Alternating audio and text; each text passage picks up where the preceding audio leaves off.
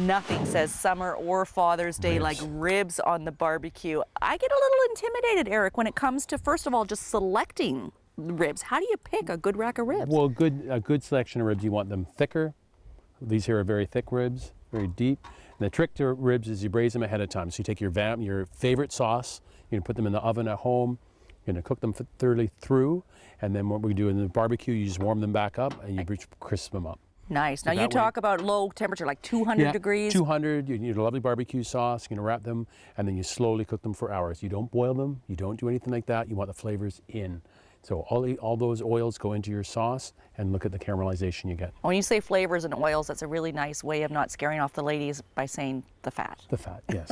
But this is a Father's Day kind of barbecue. This is Father's Day. Right? Now, speaking of barbecue, this thing is pretty... It's a little camp stove, and the idea with the fire ban, we thought this would be a neat idea. It's very safe, very easy to use. Use your cast iron skillets. And it comes, you bought this at Costco, I think I can share that. We did buy it at Costco. And then you've got this grill on the top, and you purchased it for Fire and Ice when you participated Fire and Ice years ago, and then we use it occasionally, and it's just a neat thing for warming up dishes. Right. And I think it says huge, and I hope you don't mind, I'm sort of using you for endorsement, that you bought one of these for your personal use. I bought one at home too. It's a great little barbecue. Yeah, excellent. It's fun. Okay, well, let's get these ribs plated up if we're ready for that. So your ribs, you need nice coleslaw. Nice, and you just made this yourself with fresh cabbage and some green onions? Green onions. We're going to take our lovely ribs. What do you put in your coleslaw dressing? Because I know you make that from scratch. A little bit of honey ginger, which is one of my favorites, the combination. And then with your ribs, you need lovely biscuits. Ooh. And then with your biscuits, you need your lovely tomato jam. And that's what you do, your lovely ribs. Serve now, why would you call it tomato jam and not tomato sauce? No, it's jam because it's made with lots of honey and brown sugar. We make it in the dining room. That's what we serve our biscuits and tomato jam.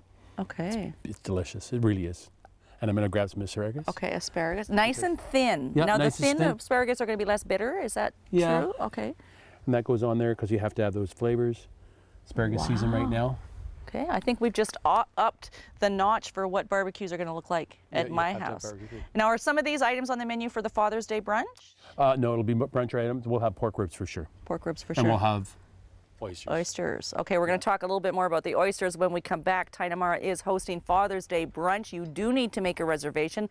That takes place on June the 19th. And don't miss out. Do it soon because you wouldn't want to disappoint Dad if you don't want to make all this stuff for yourself. We'll cook for you. At home. They'll cook for you. We're going to throw things over now to Ray-Ann LaPlante. Meditation is something that children can start working on now in their lives.